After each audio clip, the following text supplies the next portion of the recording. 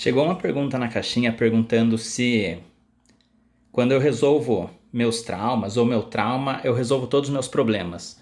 E eu respondi na caixinha que os traumas são um dos 7 fatores que geram problemas na nossa vida. E me deu vontade de gravar um videozinho, até que rápido, né? Vou tentar ser bem rápido, explicando quais são os 7 fatores que geram problemas na nossa vida. Os 7 fatores começam com a letra C. Então, o primeiro é o conteúdo, e é basicamente as informações que a gente tem sobre alguma coisa. Então, às vezes eu não estou conseguindo um resultado na vida, ou estou tendo problema sobre alguma coisa, e é porque eu tenho informações problemáticas ou informações falsas sobre isso, né? Então, de acordo com as informações que eu recebo, eu vou lidar com elas de alguma maneira. Na informática, tem um termo que chama GIGO, que é G-I-G-O. Significa Garbage In, Garbage Out. Ou seja, entra lixo, sai lixo. Se eu recebo informações lixo, eu trabalho com informações lixo. O segundo C, confusão. Confusão é sobre eu, às vezes, ter muita informação e não saber qual usar, ou ter informações com pedaços faltando. Isso aqui é uma coisa que as pessoas não têm tanta consciência, mas normalmente nas sessões de coaching, ou de PNL, ou de hipnose, existem algumas perguntas estratégicas que nos ajudam a perceber, né, ou ajudam o cliente a perceber que as informações que ele tem estão incompletas ou estão confusas. Então o segundo é a confusão. O terceiro é catástrofe. É o que a gente chama de trauma, né? Aconteceu uma coisa muito ruim na vida da pessoa, aconteceu alguma coisa na infância, ou aconteceu alguma coisa na vida adulta, seja lá quando for. Aquilo gerou um impacto emocional muito forte, né? A pessoa sentiu alguma emoção, ela se sente mal por aquilo, agora quando ela lembra, ela sente medo, ou raiva, ou estado de choque, ou pânico, alguma coisa assim. Então foi algo muito forte, né? Um evento que gerou uma emoção muito forte, e aquela emoção às vezes fica repassando na cabeça da pessoa. E isso pode gerar travas, limitações, medos futuros, né, de errar ou de acontecer de novo, ou alguma coisa assim. O quarto é o conflito.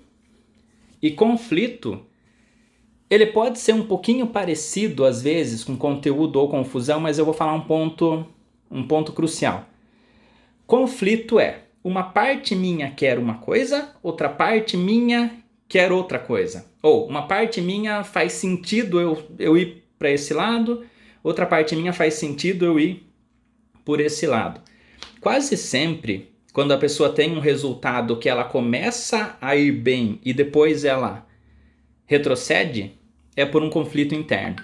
Então, às vezes a pessoa ela consegue, por exemplo, emagrecer e depois ela engorda de novo. Ou ela começa a prosperar e depois ela perde tudo de novo. Então, às vezes tem alguma parte da pessoa ali, né, a gente chama de uma parte inconsciente, um lado interno dela, que quer ter um resultado diferente do que ela está tendo. E às vezes o conflito pode ser meramente assim, eu precisava malhar, mas vou ficar na rede.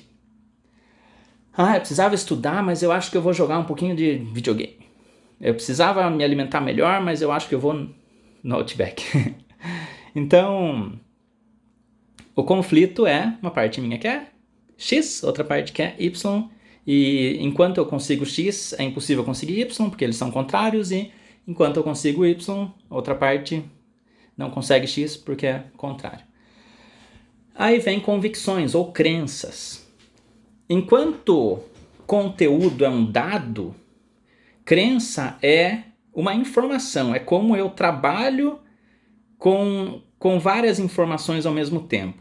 Crença é algo que eu tomo como verdade, algo que eu acredito, algo que eu sei. Né? Geralmente quando eu acredito em alguma coisa, eu não penso, eu acredito nisso, eu penso, eu sei disso, é verdade, eu já vivi.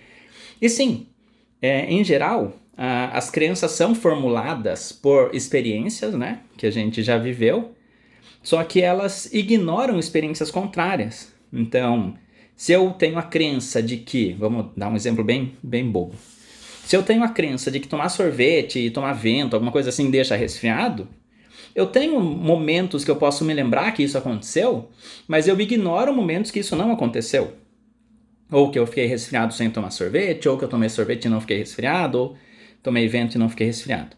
Então as crenças envolvem alguma coisa que aconteceu, que gerou uma certa emoção em mim, mas elas também envolvem uma expectativa futura. Quando eu tenho uma crença, isso poucas pessoas se dão conta, quando eu tenho uma crença, eu espero que algo aconteça no futuro. E aí eu tomo decisões presentes agora com base nisso que eu espero no futuro.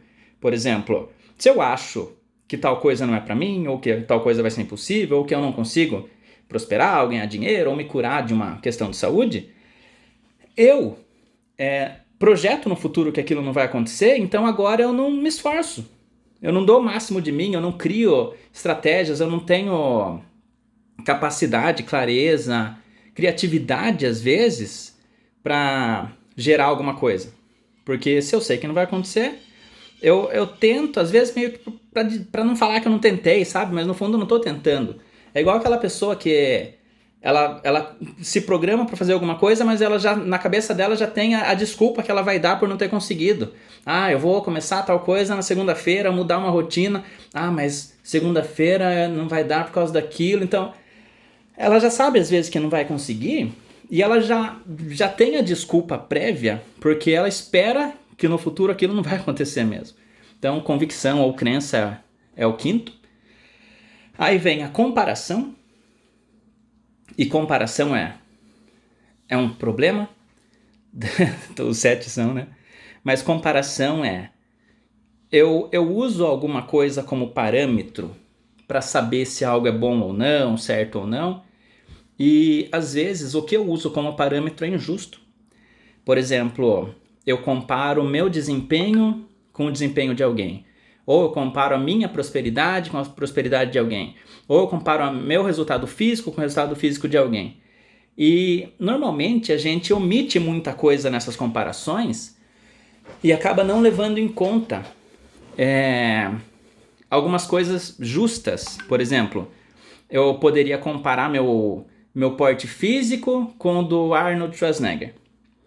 Só que eu comparo eu agora com ele no auge da carreira dele. Eu não vou comparar eu com ele quando estava começando ou alguma coisa assim. Então, às vezes, a gente cria algumas comparações injustas, né? Principalmente pessoa que está se recuperando de alguma coisa, ou ela acabou de sofrer uma queda, né? No sentido figurado. E aí ela se compara com ela mesma no auge. Por exemplo, uma pessoa que se lesiona, né?